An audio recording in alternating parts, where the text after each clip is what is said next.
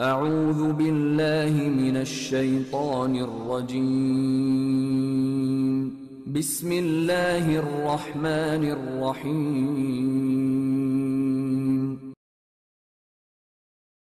Bicara tentang kesehatan, saya kira mungkin teman-teman juga sudah mulai sudah banyak lah ya, atau mungkin sudah pernah membaca juga bahwa kesehatan memang suatu hal yang tidak terpisahkan dari umat Islam, ya.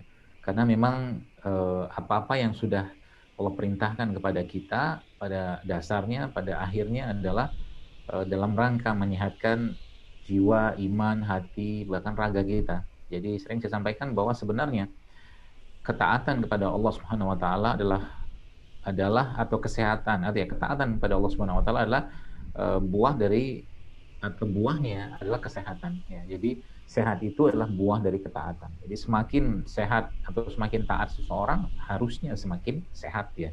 Ya.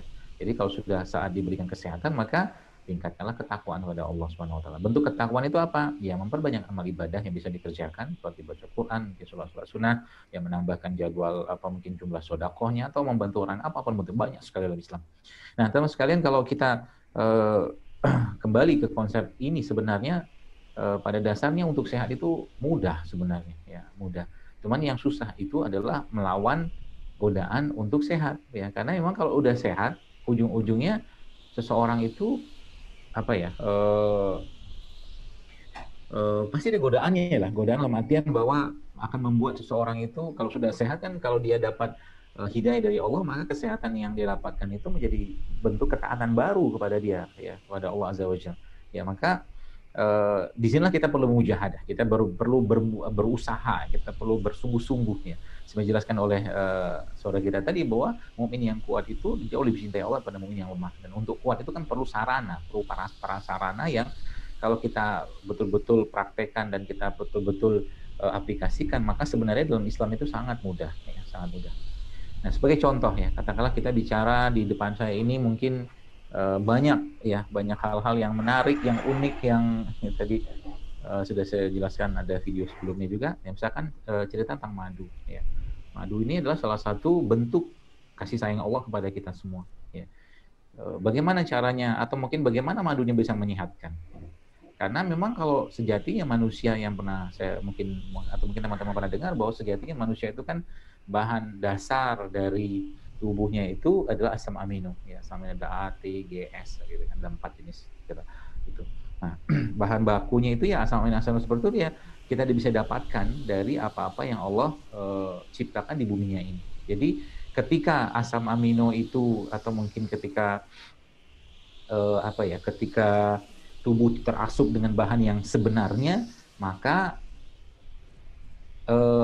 maka otomatis tubuh itu akan diperbaiki metabolismenya. Ya. Cuman masalahnya adalah banyak yang pengganggu-pengganggu. Ya. Jadi tubuh kita sebenarnya Bapak sekarang sudah punya sistem sendiri yang kalau mungkin sering kita dengar tubuh dokter terbaik segala macam itu memang benar ya karena memang karena memang Allah udah menciptakan blueprint itu kayak begitu. Jadi kalau itu digunakan atau mungkin diaktifkan maka masya Allah tabarakallah tuh tubuh kita pasti akan sehat. Nah, bagaimana kita bisa memahami atau mengenal tubuh kita seperti itu agar kita menjadi mukmin yang sehat, ya mukmin yang kuat, ya seperti itu. Ya balik-balik ke konsep awal tadi. Ya kata kuncinya adalah salah satunya adalah tentang asam amino. Maka kayak di bulan insya Allah besok atau mungkin ya besok ya mungkin ya insya Allah kita akan berhadapan dengan bulan Ramadan. Maka bulan Ramadan itu kalau boleh saya katakan bulan asam amino, gitu kan? Bulan asam. Kenapa?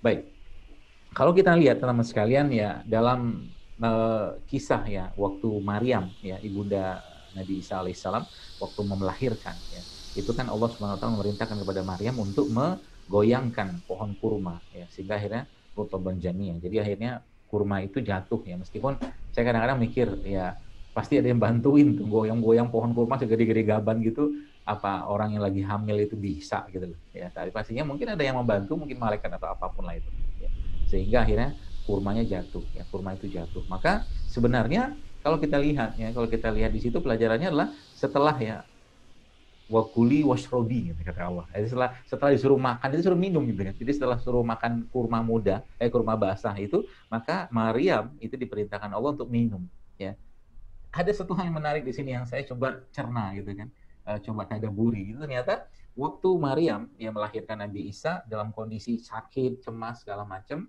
itu ketakutan juga pastinya ya, karena orang melahirkan seperti itu, maka Allah perintahkan Maryam untuk makan rutop ya, atau kurma basah.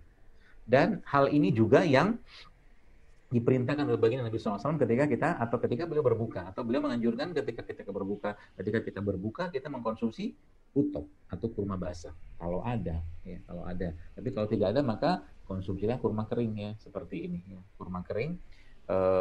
Kalau tidak ada juga maka kita disunahkan baginda Nabi SAW untuk mengkonsumsi kurma atau air putih ya, gitu.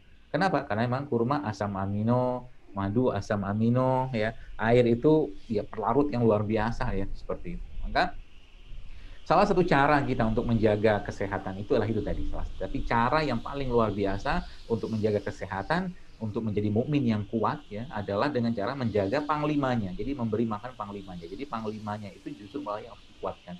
Jadi panglimanya siapa? Ya kolbu, ya jiwa itu. Nah, jadi maka Ramadan itu sebenarnya menjadi bulan di mana ya kita ngasih makan lebih banyak ya kepada panglimanya tadi ya.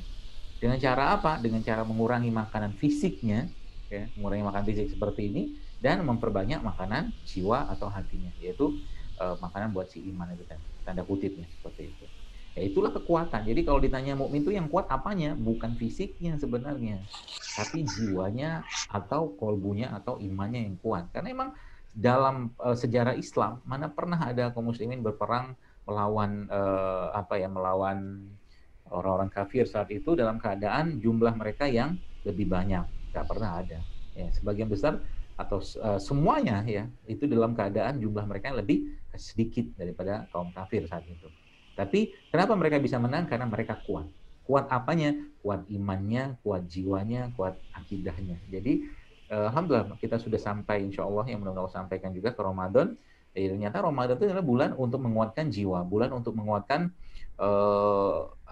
iman kita, kolbu kita. Ya, dengan cara apa? Makannya dikurangi ya. Jangan sampai Ramadan kali ini tidak jauh beda dengan 11 bulan yang lain. Jadi kita meminta pada Allah agar dimudahkan untuk lebih banyak ibadah, baca Quran, mungkin sholat, bermujahadah, bersungguh-sungguh, ya, berusaha keras gitu kan untuk melelahkan diri kita beribadah. Tapi kenapa? Karena lelah seseorang dalam ibadah itu justru itulah kekuatan fisiknya. Jadi kalau kita menyadari ini maka sebenarnya kita akan ikhlas, kita akan rela sekali, kita akan ridho sekali untuk berlelah-lelah dalam mengejar Allah, berlelah-lelah dalam beribadah kepada Allah. Dan Ramadan seperti itu. Mungkin teman-teman yang pernah pergi umroh waktu Ramadan ya, di saat tidak seperti sekarang pastinya, itu subhanallah kan, hampir-hampir waktu tidur tuh dikit sekali gitu kan. Mungkin ya 2-3 jam cuman ya, nggak sampai bahkan, karena sholat 23 rakaat kadang-kadang selesai jam 12 gitu kan. Kemudian nanti jam 1, jam 2 sudah sholat lagi gitu kan, sampai ke subuh. Jadi hampir-hampir nggak ada waktu untuk banyak tidur di saat Ramadan seperti ini. Memang kita yang mau dikuatkan tuh jiwanya atau imannya atau hatinya. Dan Ramadan adalah bulan untuk itu. Ya, maka kita jadi kalau boleh saya sarankan kepada teman-teman, jadi kalau kita ditanya apa yang harus kita kuatkan atau apa yang harus kita lakukan agar jiwa itu atau hati atau iman itu kuat, atau mungkin ya kuat lah ya seperti itu, maka ya salah satunya adalah dengan cara mengurangi makan. Salah satu mengurangi makan. Dan Ramadan ya atau mungkin iman seseorang itu memang lemahnya karena dua hal ya. Yang pertama karena syubhat, yang kedua karena syahwat ya. Dan salah satu yang buat kita itu lemah itu adalah syahwat dalam urusan makanan kayak begini ya. Contoh mungkin kurma ya. Kurma ini kan sehat ya, tapi kalau kita makan kurma berlebihan pasti jadi penyakit ya.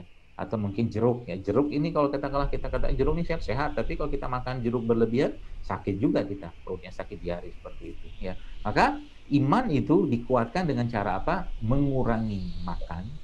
Ya, jadi makan tuh sedikit saja ya.